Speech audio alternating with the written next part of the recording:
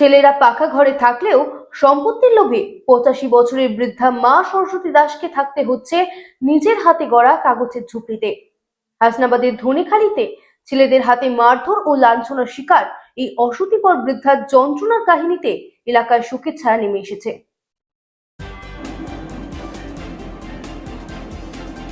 নিজের নামে সম্পত্তি থাকা সত্ত্বেও 85 বছর বয়সে পেপারের ঘর বেঁধে বাস বৃদ্ধার। উত্তর 24 পরগনার হাসনাবাদ থানার বিশপুর গ্রাম পঞ্চায়েতের ধনিখালি এলাকায় 2 সন্তান থাকা সত্ত্বেও 85 বছর বয়সী বৃদ্ধা সরস্বতী দাসের নিজের হাতে গড়া কাগজের ঘরে দিন কাটানোয় ঘটনায় চাঞ্চল্য ছড়িয়েছে। স্বামী হরিপদ দাসের মৃত্যুর পর তার প্রায় 2 বিঘা জমি ছেলেরা নিজেদের মধ্যে ভাগ করে নিলেও বৃদ্ধা মায়ের ঠাঁই হয়নি তাদের পাকা দালানে। বৃদ্ধার অভিযোগ, তার ছোট ছেলে অমল দাস সম্পত্তির বড় অংশ দখল করে রাখলেও তাকে দেখভাল করতে নারাজ, উল্টে জোটে অকথ্য গালিগালাজ, মারধর এবং অনাহার। সমাজ মাধ্যমের সামনে নিজের যন্ত্রণার কথা বলতে গিয়ে কান্নায় ভেঙে পড়েন ওই অশীতিপর বৃদ্ধা।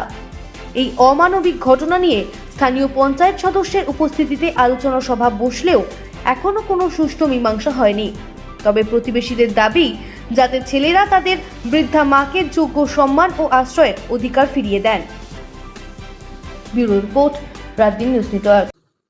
আমাকে না মানলে ছেলে অমল দাস, আপনার তো দুটো ছিল।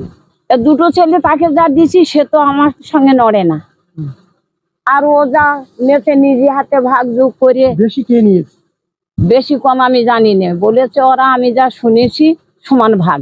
তা আমার ভাগটা কমে যাবে, আমি থাকবো না। তোমারটা কোথায় গেল? তাহলে ওনাদের কাছে শোনো, আমি তো বাবু ওসব হিসেব জানি না।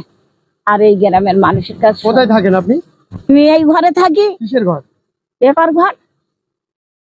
আইলার চাল পান না, না? শুধু ওই খাদ্য সুটুপার চাল আগে দিত 3 কিলো আর 2 প্যাকেট আটা, আর এই কন্ট্রোলের দেশে 2 কিলো চাল আর 3 প্যাকেট আটা। বিধবা ভাতা? বিধবা ভাতা মানে ওই বললাম না, মাসে 1000 করে টাকা দেয়।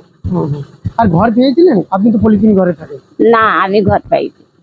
ঘর তো ঘর, এই বান এসে এত টাকা পয়সা আসলো, নোট করে সব বিলেই টিলেই হলো, আমারে কেউ কিছু দেয়নি। একটা হাঁড়ির জন্যই কাঁদিলাম, প্রসেনজিৎ দেয়নি আমার। কি চাইছেন এখন আপনি? হ্যাঁ, আপনি কি চাইছেন? ওই প্রসেনজিতের কাছে চেয়েছিলাম একটা হাঁড়ি, আপনাদের কাছে। হ্যাঁ, আমি আর কি চাবো বলো দিনে বাবা, আমার একটা ঘরটা সোজা করে দাও, আর আমার এই বাড়ি ঘুড়ি ফিরিয়ে দাও ছোট ছেলের কাছ থেকে। আমার এই অভিযোগ। ছোট ছেলের কাছ থেকে অসুখ বিসুখ হইলো, ও নিয়ে গেল। নিয়ে যাওয়ার পরে যে একটু সুস্থ টুস্থ হয়ে গেছে, সেই আবার ওখান থেকে এখানে এসে একা থাকে, একা খায়, একার মতন। জায়গাটা কার নামে? জায়গাটা ওনার নাম। কটা ভাগ ছিল? প্রথম ছিল 3টে ভাগ, তারপরে আবার ডেকে ডুকে সব সমান ভাগ করে ও বড়টা সমান ভাগ আর্ধেক দিয়ে দিয়েছে।